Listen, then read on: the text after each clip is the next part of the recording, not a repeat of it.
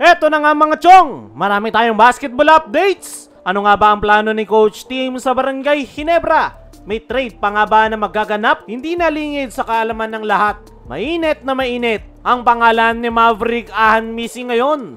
Mula nang pumutok ang balita na siya mismo ang nag-request ng trade kay Boss Al Francis Chua.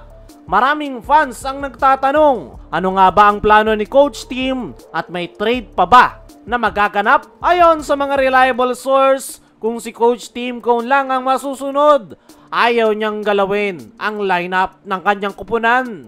Coach Tim Cone knows the value of chemistry. Ito yung team na may tiwala sa isa't isa, may rhythm na sa sistema at kahit pakulang sa big man, naniniwala si Coach Tim na ang solid chemistry ang tunay na lakas ng kanilang kupunan. Kumbaga, don't fix something that's not broken. Yan mismo ang prinsipyo ni Coach Tim. At kung titingnan mo, may point siya kahit kulang sa frontcourt. Ginebra has managed to stay competitive dahil sa kanilang discipline at teamwork. At yan nga yung dahilan kung bakit nananatili pa ring team to beat ang Ginebra, kung saan last season 2 finals at semi-finals appearance ang kanilang nagawa. Pero ito ang twist.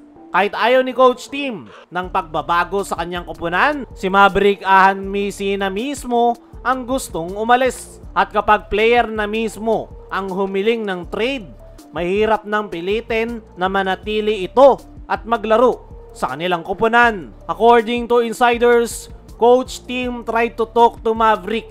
Gusto niyang maayos pa sana, gusto niyang kumbinsihin na manatili si Maverick. Pero malinaw daw ang gusto ni Ahan-Misi.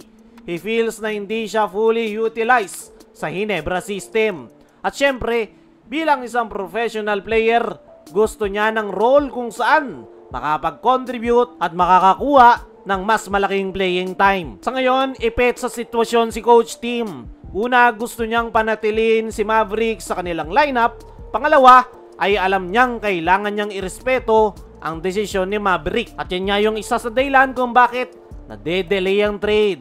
Hindi pa kasi finalize kung kanino siya ipapalit. Sa ngayon, hinahanapan pa ng Ginebra management ng tamang trade partner si Maverick. Hindi basta-basta kasi gusto ni Coach Tim na kapalit ay isang player na agad na makakatulong sa kanilang sistema.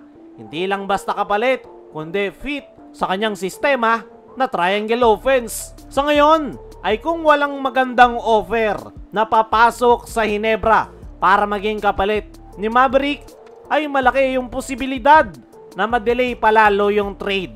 Pero kung may team na magbibigay ng solid offer, especially isang reliable big man o defensive wing na susolusyon sa kanilang problema, then yes, baka doon na tuluyang maganap ang trade. Mas maganda kung ipupush ng Barangay Ginebra ang muling pagkuha kay Greg Slaughter dahil pasok na pasok ito sa criteria na gusto ni Coach Tim. Babagay sa triangle dahil meron na itong knowledge at dating naglaro sa Ginebra. Masusolusyonan din ni Greg yung kanilang problema sa kanilang frontcourt position. Pero gaya ng sabi natin sa mga nakalipas nating video, may mga kailangan pang ayusin si Greg bago siya ulit kunin ng Ginebra. At habang pinaplano pa ni Coach Tim yung trade sa Barangay Ginebra, ay gigil namang bumawi itong si Scottie Thompson.